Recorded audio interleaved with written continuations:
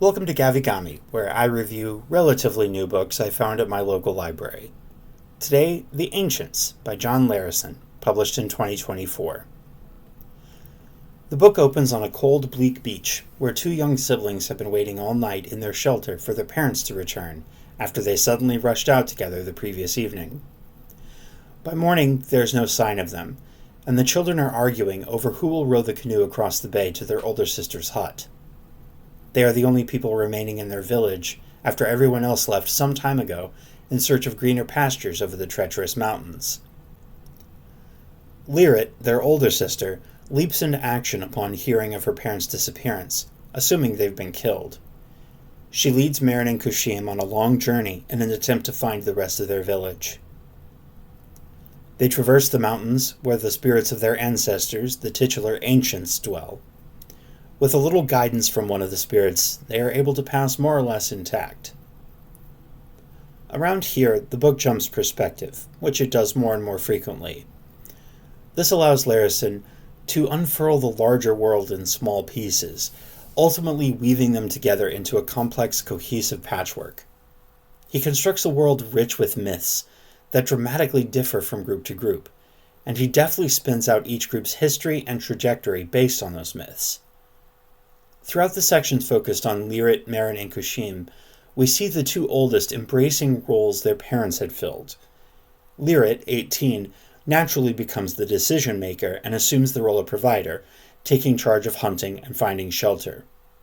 Marin, 13, assumes a nurturing role to keep Kushim, 9, calm and compliant in the long trek while aiding Lyrit. Kushim, to his credit, proves himself quite capable, but Marin's story was the most interesting to me. As the middle child, she has to strike a balance between the adult world of her critical older sister and the needy child's world of her younger brother. The decisions she has to make on her own are the most difficult any of them have to make, and though she desperately craves validation from Lyrit, she's able to do what she thinks is right, knowing it will earn her sister's derision. She's also the one able to bridge the gap between their culture and the shepherds they meet, an elderly couple who speak a completely different language. Another perspective we follow is that of Cyrus, a young scholar in a large city as he inherits his father's business and fends off his mother's attempts to get him married. The empire he serves is quickly declining in the face of a changing climate. The pressures imposed by that are making daily life harder, with dwindling supplies to keep up with increasing demands. The first glimpse we get of this city is the Emperor's plan, the construction of an enormous ark to carry their civilization to greener shores. On its face, the book may seem like a story about climate change. It is an ever-present threat, represented in the book by sand encroaching on the human settlements. Though the different people groups clash with one another over scarce resources, the sand is the real main antagonist. People can leave their ancestral villages, evacuate their cities, move their sheep to greener valleys, or sweep their city streets, but the sand will still overwhelm them.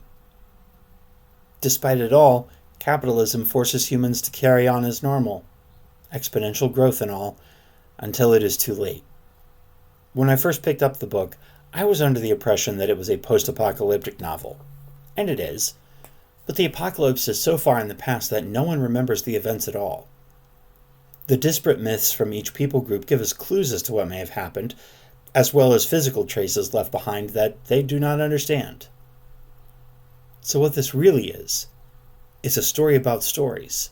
The stories we tell ourselves and each other, how those stories shape us and our societies, and how every group, no matter how different, celebrates and reveres their stories. Through song, theater, or literature, each method allows those stories to perpetuate through the centuries and cross cultural and language barriers. But who controls the story? Is it a communal song shared by the group? A theatrical production performed for those who could afford a ticket? A dusty old scroll that only an elite few can access? Or is it buried in a wealthy individual's private collection? Will it be used to lift people up or destroy them?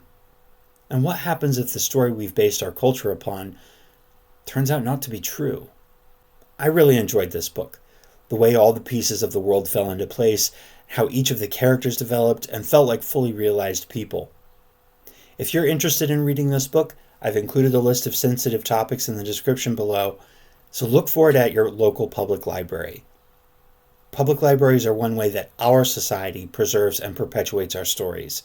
And unlike musty old scrolls locked away in an archive that only elite academics can reach, public libraries are open to everyone at no charge, as long as you return your book on time. Libraries all over the US right now are under threat of censorship and budget cuts. I urge you to support your public library however you can. And here is a list of websites for each state's library association for more ways you can do that. If you like my review of this book, give this video a like and subscribe for more. Hit the bell icon so you can be notified as soon as I post new videos. I'm aiming for weekly. And check out my Patreon here if you're feeling generous. There's lots of bonus stuff for you. I'd like to get better recording equipment and improve the quality of these videos. This has been Gavigami. Thanks for checking this out.